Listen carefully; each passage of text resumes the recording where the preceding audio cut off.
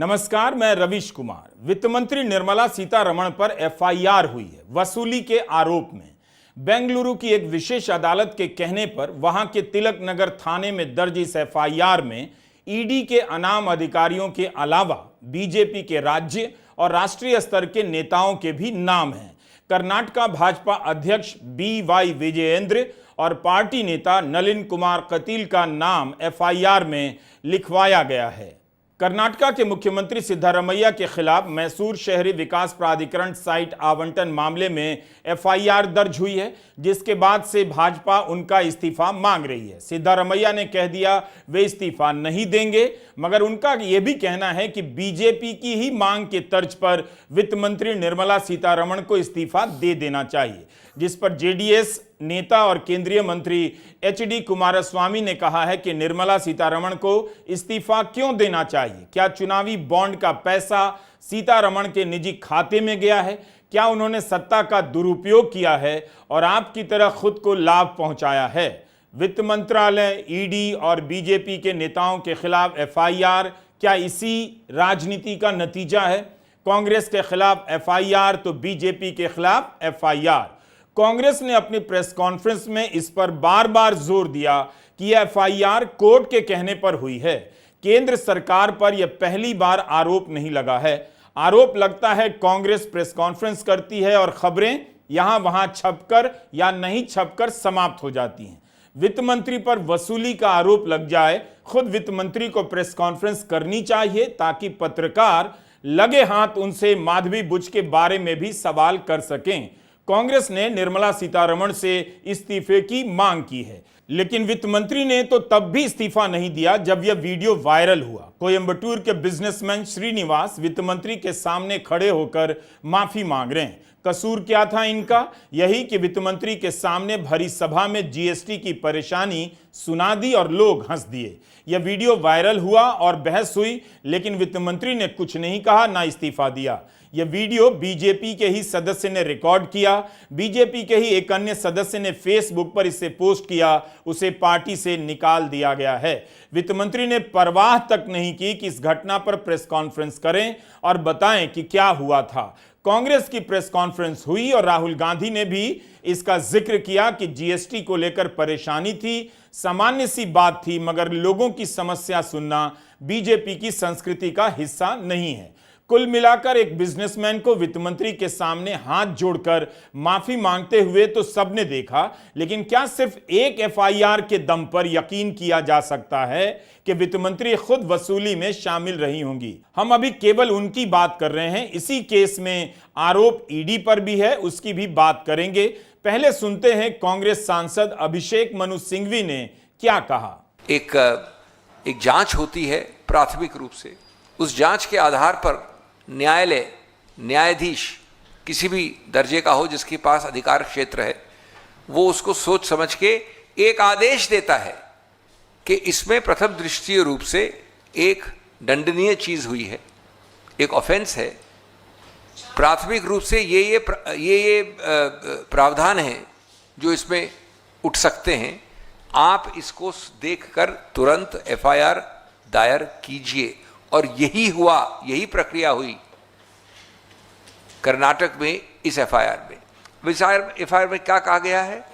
Accused 1 वित्त मंत्री, accused 2 ED officials, accused 3 BJP officials, accused 4 Nalin Kumar Kateel and other constitutional office bearers. इसका भी आपको एक्सट्रैक्ट दे रहे हैं, ट्रांसलेशन दे रहे हैं इसका भी आप।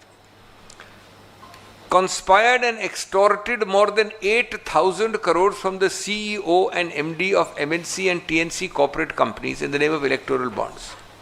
Accused A1 with the help of A2 has made thousands of crores of money in a secret way for the benefit of A3 at the national level and accused 4 at the Karnataka state level. A1, that is the Honorable Finance Minister, raided and seized several corporate companies by using accused A2 and seized CEOs and MDs of the corporate companies. Fearing the attack of accused A2, many corporate companies were forced to buy electoral bonds worth crores. उसके बाद नाम दिए हैं, आंकड़े दिए हैं, 230 करोड़ एक case में और कई करोड़, सब लिखा है एफआईआर में। और अंत में लिखा है कि इन प्रावधानों के अंतर्गत इन आईपीसी और आजकल जो नई संहिता है उसके अंतर्गत ये आरोप बनता है और कुल आंकड़ा है 8,000 करोड़ का। मैं ये कहना चाहता हूं कि इसमें से खैर सब उच्चतम लोगों के नाम भी हैं, भारतीय जनता पार्टी के संबंधित लोग हैं, लेकिन ये सर्वविदित है कि ये वित्त मंत्री का ना अधिकार क्षेत्र है, न हिम्मत है, न पूरा वो अकेली कर सकती हैं। इसका आदेश, इसकी संरचना, इसका कार्यान्वित करना सब कुछ सिर्फ एक जगह से होता है। हम जानते हैं नंबर 1 कौन है, नंबर 2 कौन है, हम जानते हैं कि कैसे हुआ, क्यों हुआ, किसके आदेश पे हुआ, किसके निरीक्षण परीक्षण में हुआ। ये ध्यान रखना बहुत आवश्यक है। आरोप छोटे नहीं हैं, केवल वित्त मंत्री पर नहीं लगे हैं, ईडी पर भी वसूली के आरोप लगे हैं, बीजेपी के नेताओं पर भी लगे हैं। क्या ईडी का ट्रैक रिकॉर्ड ऐसा है कि उसे संदेह का लाभ मिले? अर्थात आप कहें कि नहीं, ऐसा नहीं हो सकता। ईडी एक पेशेवर संस्था है, अवैध गिरफ्तारी और अवैध वसूली से इसका दूर दूर तक नाता नहीं। लेकिन इस खबर को ध्यान में रखिए, एमएलए सुरेंद्र पनवार की गिरफ्तारी को खारिज करते हुए पंजाब हरियाणा हाईकोर्ट ने क्या कहा? यही कि ईडी द्वारा दर्ज गिरफ्तारी का आधार कानून में इनडिफेंसिबल है, यानी इसका बचाव भी नहीं किया जा सकता। यह पिछले हफ्ते की बात है। अवैध रूप से एक विधायक को उठाकर जेल में डाल दिया गया, 68 दिनों तक जेल में रहे। पूरा केस हाईकोर्ट में ही ध्वस्त हो गया और सुरेंद्र पनवार को बरी कर दिया गया। अवैध रूप से ईडी ने संजय राउत को भी गिरफ्तार किया, 100 से अधिक दिनों तक जेल में रहे।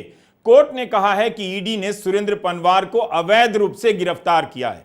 68 दिनों में ही ईडी का यह केस समाप्त हो गया। तब तो वित्त मंत्री निर्मला सीतारमण ने ईडी के किसी अफसर के खिलाफ कार्रवाई नहीं की, तो क्या एक एफआईआर को लेकर वित्त मंत्रालय जांच करेगा कि ईडी के किन अफसरों ने कंपनियों पर कथित रूप से इलेक्टोरल बॉन्ड खरीदने के लिए दबाव डाले? कैसे मुमकिन है ईडी की जांच होगी और वित्त मंत्री की नहीं होगी? यह कैसे संभव है? अवैध रूप से गिरफ्तार करने वाली ईडी के खिलाफ वसूली के आरोप की जांच नहीं होनी चाहिए। क्यों नहीं होनी चाहिए? यह तो इसी अगस्त की खबर है। सीबीआई ने ईडी के एक अधिकारी को अरेस्ट कर लिया क्योंकि वह मुंबई के एक सुनार से 20 लाख वसूल रहा था। संदीप सिंह सीबीडीटी में सहायक निदेशक थे, पकड़े गए। आपको ऐसी कई और खबरें मिल जाएंगी। इसी मामले में ईडी के एक अन्य अधिकारी आलोक कुमार पंकज की भी जांच हो रही थी, मगर पूछताछ के कुछ दिनों के बाद उन्होंने अपनी जिंदगी समाप्त कर ली।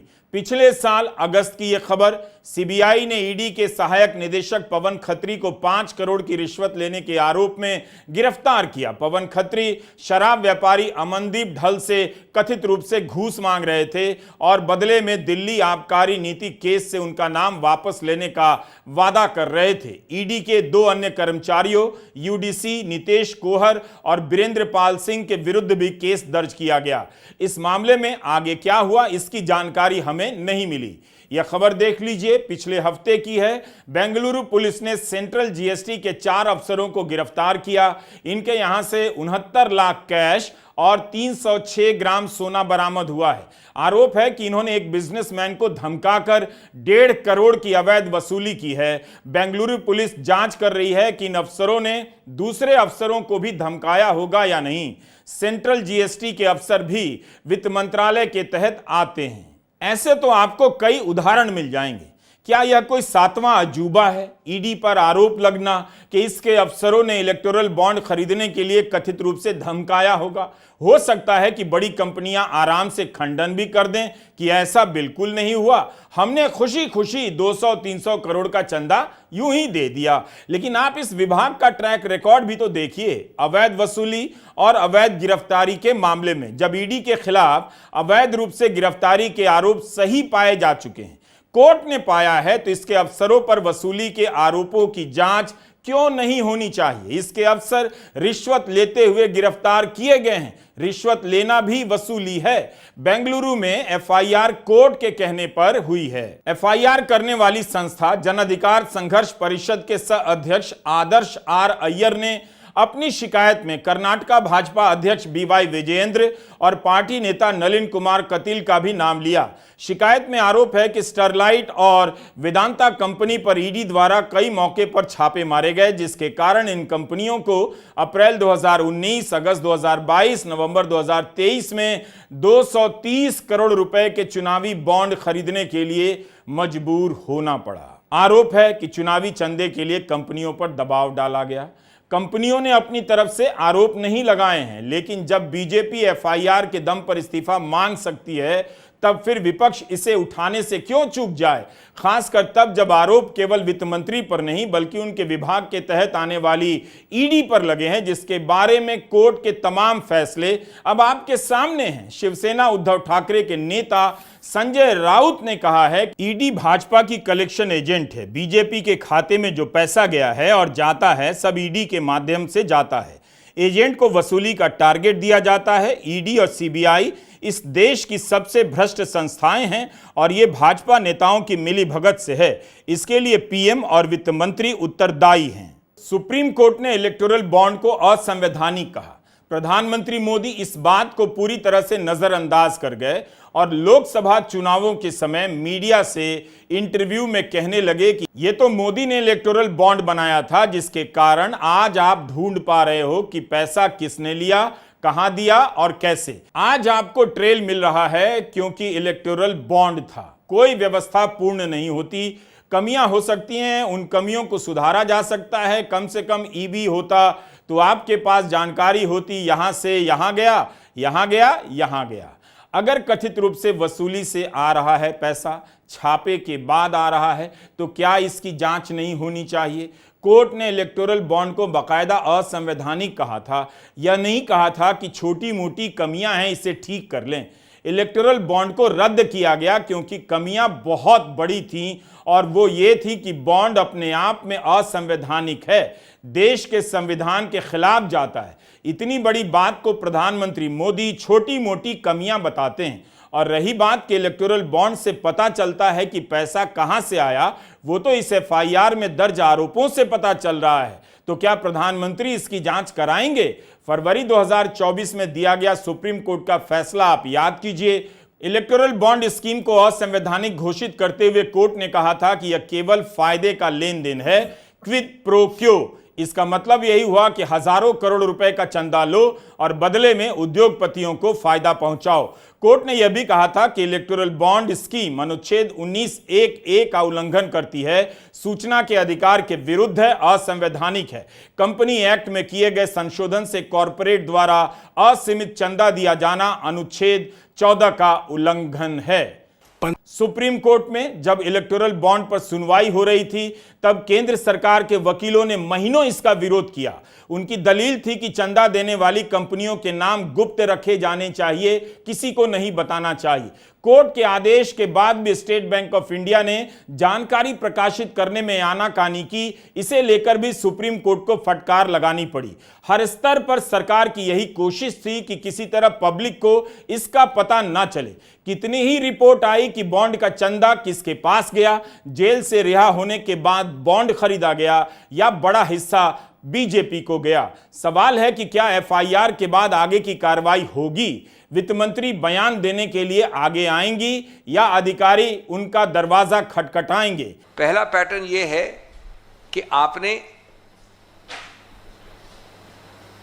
कब लिया इलेक्टोरल बॉन्ड, किस तिथि पे लिया, कितने का लिया, उस लेने के पहले कितनी बार दस्तक दी आपके दरवाजे पे ईडी ने और आईटी ने, उस दस्तक के बाद आपको कितनी प्रताड़नाएं सहनी पड़ी, कभी जेल के अंदर या जेल के बाहर, और उसके बाद ये जादुई छड़ी हुई कि आपने खरीदा इलेक्टोरल बॉन्ड। आपने स्वतः खरीदा, ये आपको विश्वास दिलाया जा रहा है, स्वतः इन्वर्टेड कॉमर्स में है। इलेक्टोरल बॉन्ड खरीदा और उस जादुई छड़ी के बाद या तो आप रिहा हो गए या आपके पूरी कार्रवाई पे ढील दी गई। इसके ये तीसरा पक्ष है। इसके उदाहरण दसों हैं। मेरे काबिल मित्र आपको कई उदाहरण देंगे। एक उदाहरण है गेमिंग के विषय में, हैदराबाद से है। दूसरा उदाहरण है उन व्यक्तियों का जिनके केसेस आपके सामने आए वो भी हैदराबाद से हैं। उनमें से कोई अप्रूवर बना, किसी ने किस्सा कहानी सुनाई पहले बिल्कुल विपरीत बोलने के बाद, और अंत में उनको छोड़ा गया या बेल मिली इलेक्टोरल बॉन्ड्स बहुत बड़े बड़े अमाउंट्स के खरीदने के बाद। तीसरा उदाहरण एक ऐसी कंपनी का है जिसको लगता है वो एक ही कंपनी है जो सभी इंफ्रास्ट्रक्चर कॉन्ट्रैक्ट्स ले लेती है भारत सरकार के। जम्मू कश्मीर से लेकर दक्षिण तक जो बड़े बड़े कॉन्ट्रैक्ट्स होते हैं वो वही लेती है। इसने लगभग 1000 करोड़ या 900 करोड़ का आंकड़ा एक कंपनी का इलेक्टोरल बॉन्ड्स खरीदे हैं। कई कार्रवाई हो रही हैं, हुई, चली, रुक गई, थम गई। उसके बाद इस प्रकार की और कंपनियां हैं आंध्र प्रदेश में, मैं तेलंगाना की बात नहीं कर रहा हूं जहां के और उदाहरण थे, दक्षिण में, इत्यादि इत्यादि। और कई तो ऐसे उदाहरण हैं, ये सब आपको हम एक लिखित रूप में देंगे, छपा हुआ है, आप ही लोगों ने छापा है। एक ऐसे ग्रुप की है जिसका पूरा का पूरा पेड अप कैपिटल, पूरा का पूरा पूंजी, पूरा का पूरा जो उसकी क्षमता है वो एक आंशिक रूप से 100 करोड़ की भी नहीं होगी। उन्होंने 500-500 करोड़ के इलेक्टोरल बॉन्ड्स खरीदे हैं। याद रखिएगा, हम एक ऐसी जांच एजेंसी की बात कर रहे हैं जिसके बारे में पंजाब और हरियाणा हाईकोर्ट के चीफ जस्टिस ने कहा है ईडी को मानवाधिकार का उल्लंघन नहीं करना चाहिए। ट्रायल का पता नहीं होता मगर आरोपी को महीनों जेल में डाल दिया जाता है। जब ईडी यह कर सकती है तो क्या इस बात की जांच नहीं होनी चाहिए कि कहीं इसके अफसर वसूली में शामिल तो नहीं? रही बात वित्त मंत्री के इस्तीफे की, तो अगर नैतिकता के आधार पर ही इस्तीफा देना होता तो वो कब की पूर्व वित्त मंत्री हो चुकी होती। नमस्कार, मैं रवीश कुमार।